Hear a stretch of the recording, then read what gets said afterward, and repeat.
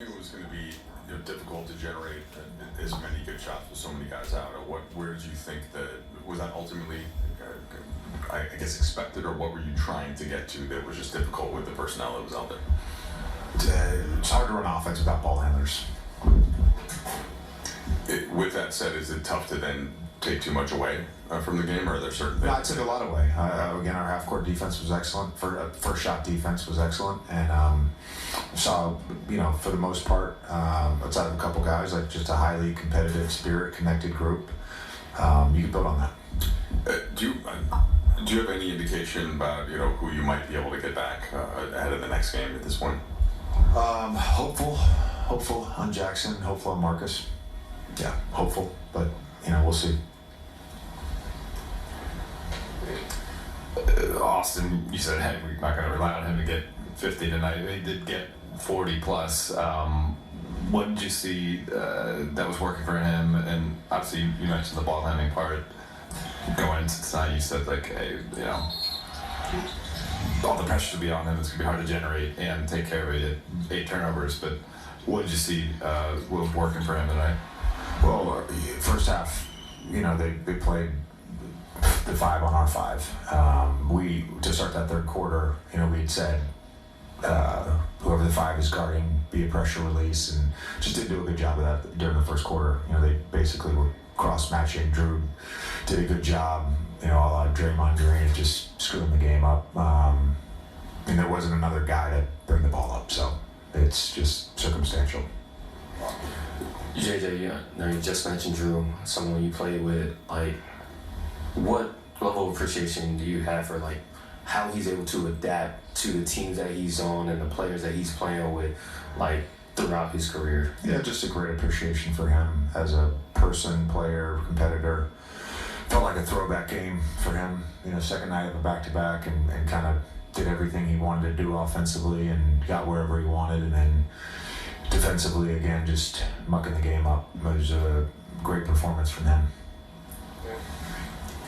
When you've talked about Austin's kind of maturation as a player, I think one of the things you alluded to is that you can't coach him on the bag and stuff like that, but there's leadership stuff and different. Have you seen particularly in these games without Luke and LeBron? Have you seen or heard, I guess, maybe more of his voice? Yeah, I have. Just great example of it. They challenged that call in the fourth.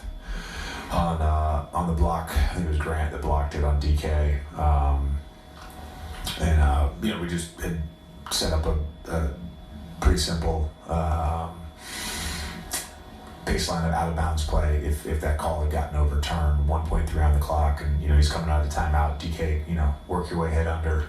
I'll throw the lob over the top. Just it's simple stuff like that. But I'm seeing it again and again. Whether that's on defense, offense, he's been great in huddles. I mean, yesterday, just as connected as our huddles have been, player to player during timeouts. So I see it, constantly.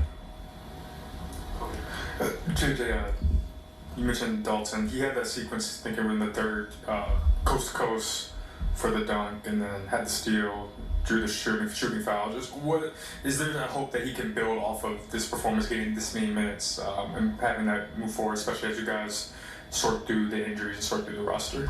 Yeah, I think he can build off this. I mean, it wasn't a perfect game, but had a really good stretch there, and it wasn't just making shots. It was playing with some tenacity, getting out in transition, and just continue to believe in him as a player, and understand that it's going to be a process with him, and he understands that. Him and I talk about that all the time, but have that very high belief in him. JJ, you always talk about playing hard.